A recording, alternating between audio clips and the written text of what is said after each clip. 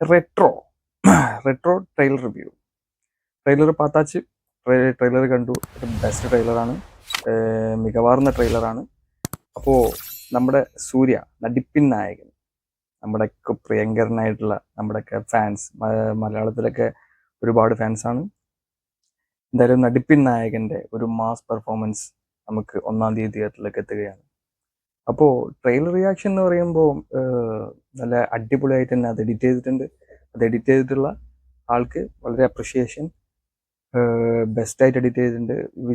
സൂര്യൻ്റെ ഇതുവരെ കാണാത്ത, നമ്മൾ റോളക്സ് ഒക്കെ വളരെ വ്യത്യസ്തമാണ്, വളരെ ഡിഫറെൻ്റ് ആയിട്ട് വന്നൊരു ക്യാരക്ടറായിരുന്നു റോളക്സ്. അതേപോലെ തന്നെ നമുക്ക് റെട്രോയിൽ ഒരു പുതിയൊരു സൂര്യ, മീശക്കത്ര വെച്ചിട്ട് സംഭവം പൊളിയായിട്ടുണ്ട്. എന്തൊരു മനുഷ്യനാണല്ലേ, എന്തൊരു ക്യാരക്ടറാണ്. അതേപോലെ തന്നെ അയാൾ ഏതൊരു രീതിയിൽ നമുക്ക് സ്ക്രീനിലേക്ക്, ബിഗ് സ്ക്രീനിലേക്ക് വരികയാണെങ്കിൽ നമുക്കൊരു വ്യത്യസ്തമാർന്ന ഒരു രൂപം നമുക്ക് അയാൾ എപ്പോഴും തരാറുണ്ട്.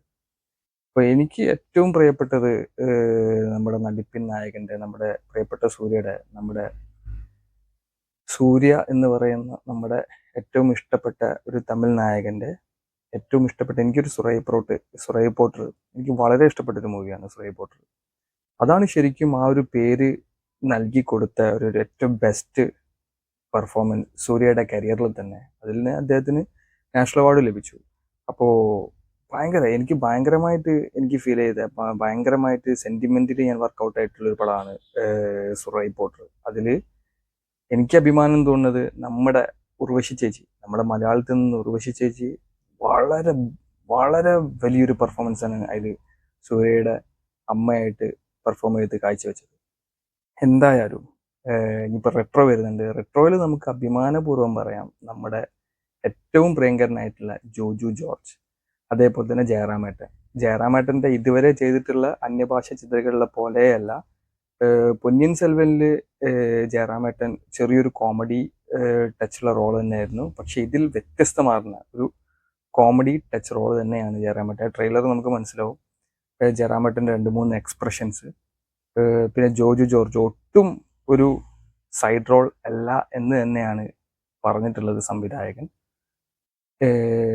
വളരെ എന്താ പറയുക, ക്യാരക്ടറിസ്റ്റിക്സ്, അതായത് ക്യാരക്ടർ പിടിച്ചുകൊണ്ടുള്ളൊരു റോള് തന്നെയാണ് ജോജു ജോർജിൻ്റെത്. അത് ജോജു ജോർജിന് എന്തായാലും അതൊരു ജോജു ജോർജിൻ്റെ ഉടനീളം കരിയറിൽ അതെന്തായാലും പ്രതിപാദിക്കും എന്നുള്ളത് തീർച്ചയാണ്. കാരണം വെച്ചാൽ പ്രത്യേകിച്ച് ഒരു വേൾഡ് ക്ലാസ് സിനിമയായിരിക്കുമല്ലോ, പ്രത്യേകിച്ച് സൂര്യ ആയതുകൊണ്ട് തന്നെ. ഇപ്പോൾ നമ്മുടെ ട്രെയിലർ കണ്ടപ്പോൾ തോന്നുന്നത് ഒരു ബെസ്റ്റ് പെർഫോമൻസ് തന്നെ ആയിരിക്കും ജോജു ജോർജിൻ്റെ. അത് ട്രെയിലറിൽ നമുക്ക് കാണാം. ട്രെയിലറിൻ്റെ ആ ഒരു സീനിൽ ജോജു ജോർജിൻ്റെ ബെസ്റ്റ് പെർഫോമൻസ് ആണ്. ജയറാമേട്ടൻ്റെ നല്ല അടിപൊളി ഒരു ഹ്യൂമർ പെർഫോമൻസ് ആണ് ജയറാമേട്ടൻ്റെ കണ്ടത്. അപ്പോൾ അത് തന്നെ ആയിരിക്കും അവരിൽ ബിഗ് സ്ക്രീനിൽ നമുക്ക് പ്രതീക്ഷിക്കാവുന്നത്. എന്ത് തന്നെ ആയി കഴിഞ്ഞാലും പിന്നെ നമുക്ക് വരാൻ പറ്റുന്നത് കാർത്തിക് സുബ്ബരാജ്. ഇദ്ദേഹത്തെക്കുറിച്ച് പറയുകയാണെങ്കിൽ ഇദ്ദേഹത്തെക്കുറിച്ച് നമുക്ക് ഇദ്ദേഹത്തിൻ്റെ ആദ്യത്തെ പടത്തെക്കുറിച്ച് ചർച്ച ചെയ്യാം. ഇദ്ദേഹത്തിൻ്റെ ആദ്യത്തെ പടം എന്ന് പറയുന്നത് പിസ്സ എന്ന് പറയുന്നത് എനിക്ക് വളരെയധികം തിയേറ്റർ എക്സ്പീരിയൻസ് കിട്ടാതെ പോയിട്ടുള്ള ഒരു പടമാണ്. ശരിക്കും തിയേറ്റർ എക്സ്പീരിയൻസ് കിട്ടേണ്ടിയിരുന്ന ഒരു പടമായിരുന്നു അത്. അതും ഈ പറഞ്ഞ പോലെ നമ്മുടെ മലയാളത്തിൽ നിന്ന് രമ്യ അംബീഷനായിരുന്നു അതിൻ്റെ നായിക.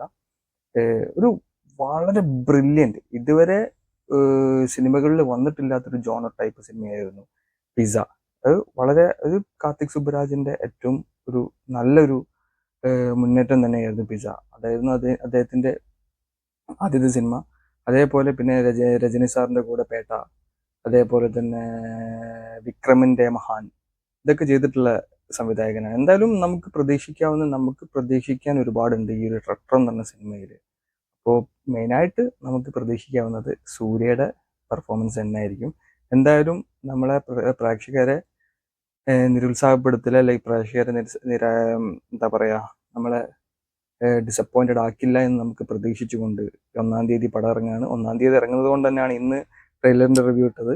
അപ്പം നമുക്ക് നല്ലൊരു മാസ് പെർഫോമൻസ്, അല്ലെങ്കിൽ നല്ലൊരു ബിഗ് സ്ക്രീനിൽ നല്ല അടിപൊളിയായിട്ട് നമുക്കത് ആസ്വദിക്കാൻ പറ്റുന്ന രൂപത്തിൽ അത് കാർത്തിക് സുബ്ബരാജ് നമുക്ക് തയ്യാറാക്കിയിട്ടുണ്ടാവുമെന്ന് നമുക്ക് പ്രത്യാശിക്കാം. എന്തായാലും 1-ാം തീയതി നമുക്ക് തിയേറ്ററിൽ പോയിട്ട് നമുക്ക് എക്സ്പീരിയൻസ് ചെയ്യാം. Thank you.